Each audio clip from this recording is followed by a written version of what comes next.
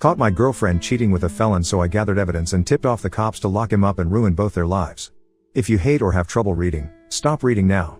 My story is long but tragically true, and I wouldn't wish my life upon anyone, not even those I chose to exact revenge on.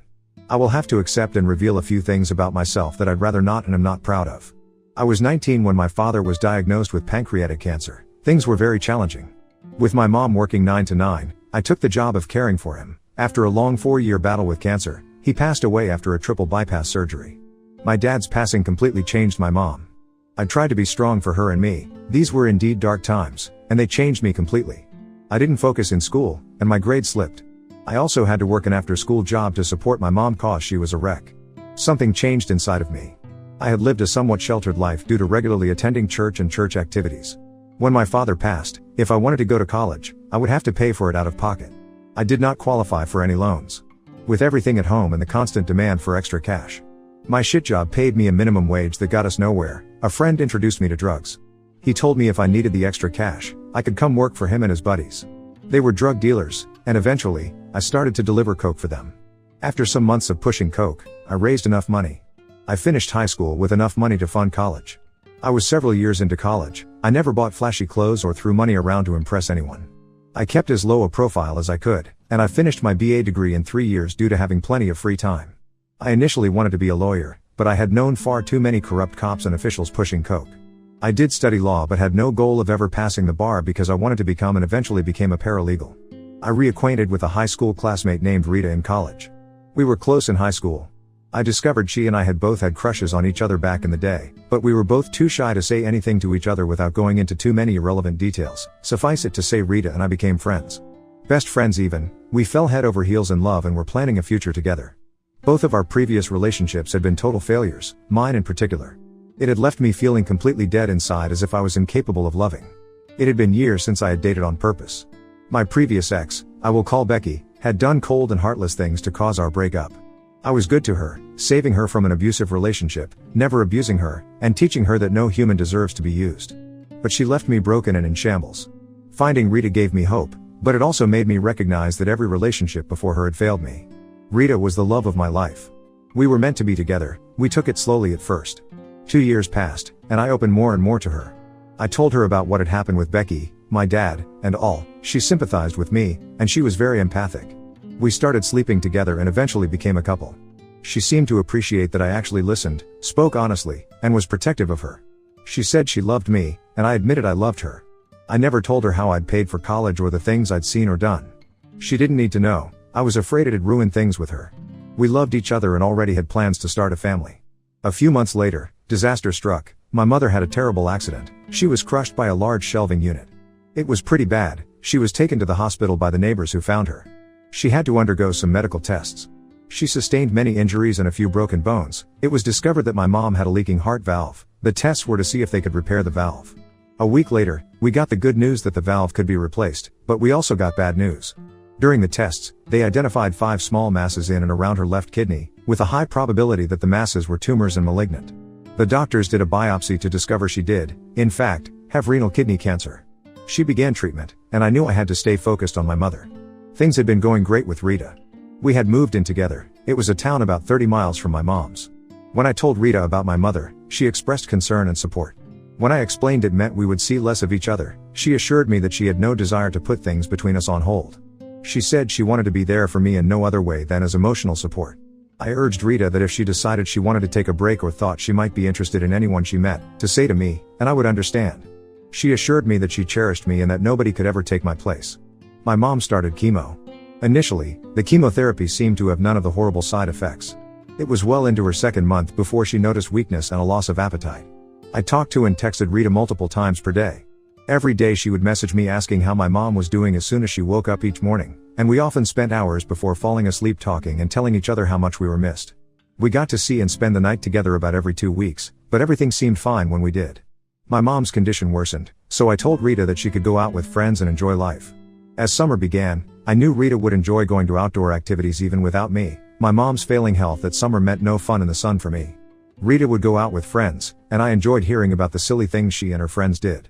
I was genuinely glad she wasn't a shut-in over issues in my life. She always expressed concern and sadness when I told her what was happening with my mom. The chemo was killing the cancer cells, however, she was growing frailer and frailer. I realized cancer was no longer destroying my mother, the medicine was. I needed to take a break, so a group of my mom's friends came to sit with her to give me a little free time on my own. I called Rita as I was nearing her town. She gave me the address of where she and her friends were to meet them. When I arrived, I saw most of her friends, which I'd already met. As I made my way through the house to the back deck, I saw a guy sitting close to Rita. They were both laughing and cutting up with other friends. She introduced me as her boyfriend to the guy we will call Henry. He gave me a firm handshake. He said, "I'm happy to meet you." I acted politely toward him. I don't think Rita realized I felt something was fishy with Henry right away. I'm sure many people have a gut feeling when encountering someone suspicious because of my criminal activity many years ago. I guess. It takes one to know one. One instinct told me there was something shady about Henry. I knew he was new to their group of friends. None of them, including Rita, had known him longer than a couple of months. To be clear, what I was experiencing at the time was not jealousy, as I now realize. Rita had many male friends, all of whom I genuinely liked, but there was something I sensed about Henry that made me a bit skeptical about his character. I tried to ignore it, writing the feeling off as mere jealousy. I began to talk with Rita and her friends, trying to put my mind at ease. I monitored Henry from afar and interacted with him warmly. Rita and I stayed at her place that night before I had to leave and head home. Over the next several weeks, my mother's condition began to worsen. Still, Rita and I spoke and texted throughout the day every day. In hindsight, I realize now that I was initiating most of our communication. But at the time, I wasn't keeping count. One day a few relatives volunteered to look after my mom to give me a break. I headed to see Rita, calling her. On the way, she told me what restaurant she and her friends were having dinner at, so I made my way there. I was pulling into a parking space and saw Henry get into a late model black Buick. He pulled out, though he did not see me, unfamiliar with my car. I made my way inside, where Rita and her friends greeted me with hugs and words of sympathy and encouragement. We all had dinner and a few drinks before Rita and I went back to her place. Before bed, I casually asked why Henry had left before I got to say hello. Rita stated she had no idea and didn't know if Henry had even been at the restaurant. The restaurant we'd eaten at was in a strip mall with several other businesses. I thought perhaps he had come out of one of those stores, and neither Rita nor her friends had seen him. At any rate, I again stayed with her that night before heading back to my place about noon the next day. My mother became critically ill and had to be transported to the hospital by ambulance. She had pneumonia and was extremely weak due to the chemo and susceptible to many ailments for 3 weeks. She was hospitalized. They gave her many medications via N4, but her condition worsened each day. It wasn't good seeing her like that. The doctors finally informed me she had at most a week or so to live.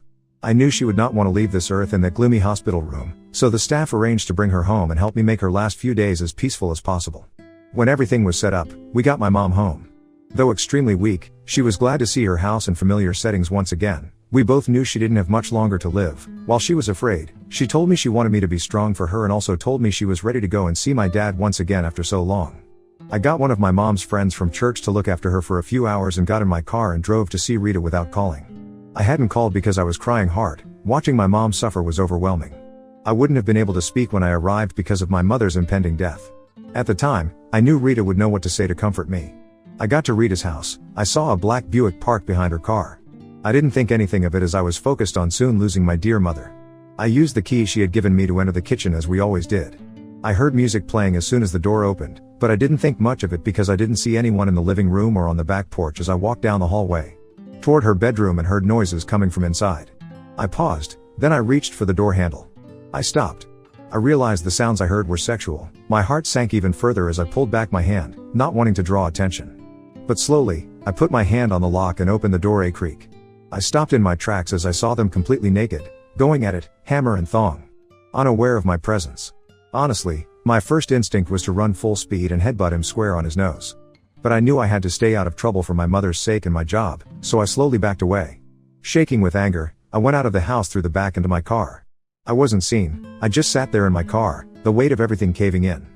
Bawling my eyes out after about half an hour, I cranked my car and headed back to my mom's. I told no one what I'd just seen.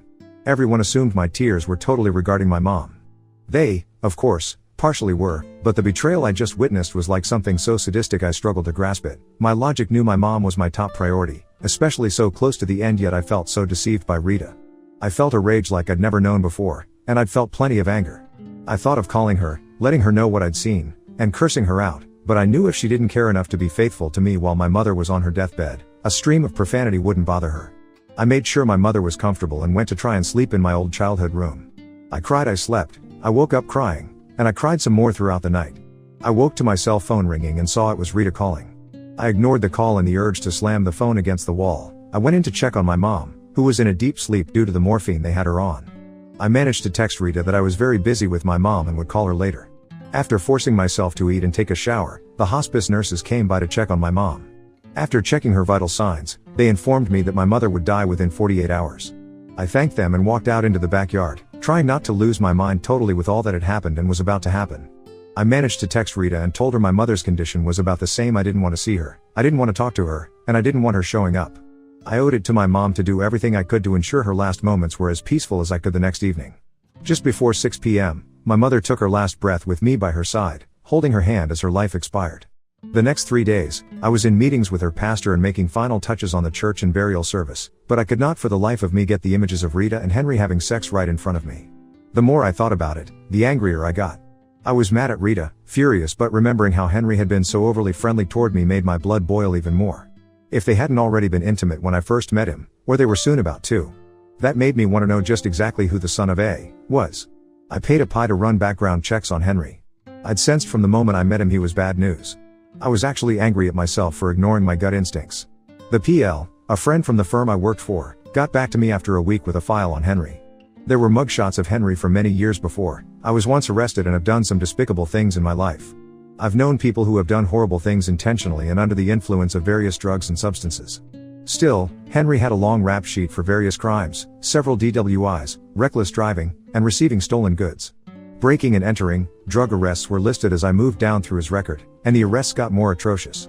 I discovered Henry had been out of prison on early probation for approximately 2 years after serving 10 years when I saw the charges included the sexual exploitation of a minor and a host of other sexual offenses. I admit I was disgusted Rita had betrayed me, which hurt enough the knowledge she may have risked me to God only knew what diseases that Felon had gotten as a sex predator and then eventually in prison made me feel physically ill.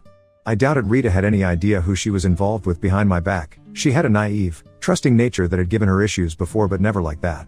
I had no doubt anyone who knew of Henry's record would have considered him a vile creature. He should never have been let out of prison, but I had my mom's funeral to focus on and had to pull myself together. By the time her funeral was over and everyone had left, I was exhausted and mentally spent as I put my head on the pillow to try and sleep. Rita called, not knowing my mom had passed or that I knew what she had been up to. She'd been texting and calling much less in the days before my discovery, and after I answered the phone and tried my best to sound as glad to hear from her as I could, I didn't let on anything had changed with my mom's status nor that I knew about her and Henry or what I knew about Henry. The first let her do most of the talking and internalized every word I knew to be a lie as if I totally believed her and appreciated her false sympathy when she claimed she missed me as we said goodbye. I lied and told her the same, but in all honesty at that moment if she dropped dead I would not have cared in the least. I had a few weeks off from work with bereavement. I knew things with Rita were over and done with. But part of me couldn't help but struggle with how cruelly she had treated me, intentionally or not. I was glad to know the truth about her and will before any further lies and betrayal could occur, but I felt what both of them had done to me at a time when I was struggling to keep it together was just flat out wrong. I wanted revenge. I wanted to destroy both of their lives and yet never let either know I had any part of it. I called my Human Resources department and filled out the necessary FMLA Family Medical Leave Act paperwork to stay out longer than my given 2 weeks. I honestly had no reason to worry about getting fired, but I took the legal route and had enough to pay my bills for half a year or more if necessary. I needed to have my revenge on Henry. It was quite easy, as he was on parole and a felon. Even a minor charge would get him sent back to prison to finish his original sentence, but I didn't want him to just have to finish out his original sentence. I wanted new charges that would bring him so much time behind bars he'd never see freedom again. I'd met his parole officer on many occasions, and she knew me well enough that if I had called, she would have investigated Henry's felons. With a record like that, I knew he'd have difficulties gaining employment. If he had a job, I had my doubts he was gainfully employed, in something legal, to be able to afford a new Buick and insurance. I parked down the street from Rita's in a car she would not be familiar with. I saw Henry's Buick in her driveway. I sat in silence and waited. It was around 2 a.m. when I heard him start his engine before pulling off from her driveway. I casually followed him, not wanting him to suspect he was being followed. It was time I did some digging of my own. Maintaining a reasonable distance, I followed the signal to a cruddy-looking house in a below-average part of Rita's town. His car was parked, and he'd already gone inside. I wrote down the license plate number and parked down the street. I slept several hours in view of his house. After seeing no activity, I slept. At about 8 a.m. in the morning, I got out of the car and bought some breakfast. Throughout the day, it was easy to tell whether Henry had a large group of friends who saw no reason to stay and talk for long or he was dealing with a highly addictive substance such as cocaine, heroin, or meth. After a few hours, many customers returned for more of the narcotics obvious he was selling, and I took photos of each car that stopped by along with some video. I went back each day at about the same time to document the continuing activity. I also observed each night at about 6 p.m. When I knew Rita was getting off work, he would leave. I trailed him each night to see him meet Rita at a restaurant or go straight to her house. I had major doubts she'd ever been to his house, at least not that house. I had enough evidence to turn in to the local police, but I decided to document his activities one more day as I knew he hadn't been out to get more drugs to sell that last day. I staked out his house around 3 p.m. People stopped coming by, which was unusual. I sat and observed when about 30 minutes later a large black Cadillac Escalade pulled into his driveway. I had usually seen no more than one person get out of a vehicle to go into Will's house. This time I observed 3 large males exit the vehicle and open the back door to escort a middle-aged man inside. They stayed in Henry's house for over 2 hours, which absolutely nobody had been doing. I was fairly certain the middle-aged man was his source for the drugs he was selling. I drove by taking a picture of the Escalade license tag at home. I downloaded the photos and video I'd taken of Henry's activity to my computer.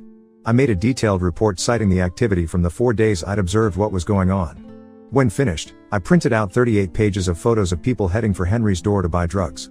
I saved all video of the activity I'd recorded to a SIM card and placed it in a small plastic box for safekeeping. I knew it wouldn't take much to convince the police of what Henry was up to. I was giving the cops actual admissible evidence with times and dates stamped on each photo and video, but I wanted to put so much heat on him that the police would be the least worried the next morning. I went by the town's police station in Rita's town. I calmly walked in, requesting to speak with someone in their narcotics division. A uniformed officer came out from the office section, shook his hand, and I handed him one of my business cards. He stares at the card for several seconds and asks 2 of the lawyers in the firm I worked for about me. The cop knew the business card carried quite a bit of clout. Even if I never passed the bar exam, I told him I had some information he might want to look at. The detective happily led me back to a conference room where we made small talk about mutual acquaintances, but soon I pushed a folder of paperwork in the box with the SIM card across the table toward him. Listed on the first pages was Henry's first name, date of birth, criminal record, and parole officer. The detective examined the photos, and I sat quietly as he did by the expressions on his face. He realized he'd been given information that could easily lead to an arrest warrant for Will. He must have also imagined how much narcotics those arrests could get off the street, potential promotions and other positives. He thanked me for the evidence and placed the folder back down on the table. He asked me if I would be willing to testify. I explained the damning evidence was so I wouldn't have to. He smiled and casually asked if there was anything I needed. I explained that I felt Henry had been allowed off prison far too soon. It was apparent he had not been rehabilitated and deserved to go back to jail for much longer. The detective agreed, but again asked what I wanted in exchange for the information. I pulled out a photo of the black Escalade with the license plate number and pushed it toward him. I asked him to write the tag number down for his own benefit. I explained the owner of the Escalade might be an even bigger drug dealer. I reaffirmed I wanted my name kept out of any police or court reports. He agreed. I then lied and said my firm was representing someone who may have been set up by the owner of the Escalade. He knew I could have gotten one of the lawyers in my firm to call in a favor for the info, but he also knew lawyers like to use their favor sparingly. He thought quietly for a few seconds, realizing I'd given him yet another lead to potentially follow. I'd done more detective work in 5 days than his entire staff had done in months, so he happily agreed. 10 minutes later, he returned with a printout of the tag with the name and address of who it was registered. I folded the printout and put it into my pocket. The detective and I made some more small talk about sports and cars before I shook the detective's hand and headed out to my car. I drove home knowing a judge would soon be filling out an arrest warrant for that scumbag Henry. I kept to myself for a few days, monitoring the arrest reports from Rita's local paper online. One morning the front site showed a photo of a very bewildered and confused Henry being led away in handcuffs. As long as nobody had made any stupid errors to get him off on a technicality, he'd be finishing out his original time plus many additional years. There was always the possibility he might get a good lawyer to reduce the charges or find some loophole to get him off scot-free. I couldn't and wouldn't let that happen. I hadn't been driving for 10 minutes when my phone rang. The caller ID let me know it was Rita calling. When I answered, I tried to act surprised and happy to see her without even a friendly greeting. She asked how I couldn't have let her know my mother had passed away. She'd seen the obituary in my city's newspaper. I replied that it seemed she was busy enjoying life and that I didn't want to burden her with my grief. I quickly asked why she hadn't been texting or calling as much lately, which led her to change the subject and ask to see me. I tried my damnedest to act happy to hear from her and told her that I missed her. I asked her if she could meet me for dinner at our favorite restaurant in our town, and she readily agreed. Since Henry was no longer around to keep time with, she was glad to have me back to fill in the void. I showed up to dinner with a smile and a long hug, trying to control the urge to break her spine in half. I was surprised she didn't say anything when I avoided kissing her. I'm sure she assumed in my grief that romance wasn't something I'd had in my mind much. I just had a very good idea what her mouth had been doing, and I didn't want Henry's prison germs on me. We sat at the bar and ordered 2 drinks from our favorite bartender. He knew us as a couple because we always tip very well. When our drinks arrived, I excused myself to the restroom and typed a short message out on my phone that read, "Make my drinks with no alcohol and make hers doubles." When I returned from the bathroom, I sat next to Rita at the bar discussing drinks. We'd enjoyed it but hadn't tried it in quite a while. I acted as if I was pulling up the recipe for some unusual drink. The bartender came over and asked if we were ready for another drink. I told him we were celebrating after not seeing each other for quite a while. I held up my phone for him to read the message asking if he knew how to make that drink. He read the message and smiled, agreeing the drink I'd requested was a specialty of his. I'm sure the bartender and Rita assumed she could get as sloshed as she wanted to and that she'd be heading to her place with me afterward. I had other plans. Rita commented how strong hers was. I told her I could barely taste the alcohol in mine. We ordered several more drinks. Rita commented about how drunk she felt. I acted confused, stating I barely felt a buzz at all. After several hours I paid for our dinner and drinks with a sizable tip. As we exited the door, I acted like I'd gotten a very important call that I needed to take after the obligatory, non-existent phone call. I told her I had to rush back to my town to the office. One of the lawyers needed me for a case early the next morning. I asked her to go to her house and wait on me, promising the errand wouldn't take long. I helped her into her car and watched her pull off before using my cell phone to immediately call the police and tell them I'd seen a drunk driver leaving that restaurant. I urged them to hurry. The person was in no shape to be driving. I jumped into my car and headed to Rita's house, about 2 miles away. About a mile from her house, I saw blue lights ahead of me and slowed down to see Angie's car pulled over. I knew she was going to get a DWI, as that is, in fact, what I had planned. Neither she nor I knew that Henry had been using her car to deliver cocaine to low-level dealers under him. They did the obligatory search of Rita's car and found several ounces of cocaine stashed beneath the backseat. I had absolutely no intention of getting her arrested for narcotics possession with intent to sell, but the fact Rita had given me her spare car key the same night she'd given her spare house key, I knew well I could have just as quickly been the one to screw my life up. Neither still had any idea I knew about her unscrupulous cheating that was revealed to all later. Update: I arrived back at my house that day, and my cell phone rang from a strange number. I answered to hear Rita crying and blubbering while trying to tell me something. I got her to calm down. I actually wanted to hear what she had to say. She managed to tell me she was in jail, to which I innocently asked where and for what. When she told me what she had been arrested for, I was genuinely shocked about the drug arrests. I asked her what she wanted me to do. She wanted me to help get her out and asked me to post bond. I explained since my mom had died, I couldn't risk putting up any of my property due to probate issues. I could have easily put my own home up as collateral, but I viewed her drug charges as collateral damage, and she damaged my life enough that the charges for possession of cocaine with intent to distribute carried mandatory time. I felt after what she'd done to me, with who she'd betrayed me with, part of her deserved what was coming to her.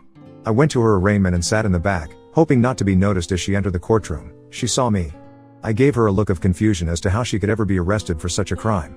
I knew damn well how, of course, but I had to act totally oblivious when she tried to explain to the judge her boyfriend had been arrested for dealing drugs only days before, and it had to be his. The judge didn't want to hear it. She turned around and looked at me with shame and tears in her eyes, realizing I knew she'd been cheating. I shook my head in disgust as they led her away. She knew, and the attempt to contact me ever again would be a fool's errand. Bond was set extremely high for both at Henry as he pled guilty and asked to forego a trial in an attempt for leniency, but he got none. Rita's trial took place a few weeks later, and she accepted a plea. She got 4 years with the possibility of parole in 3, but her career was over when she got out, and I didn't care one bit. They'd messed with the worst person they could have ever crossed at the absolute worst time to cross me.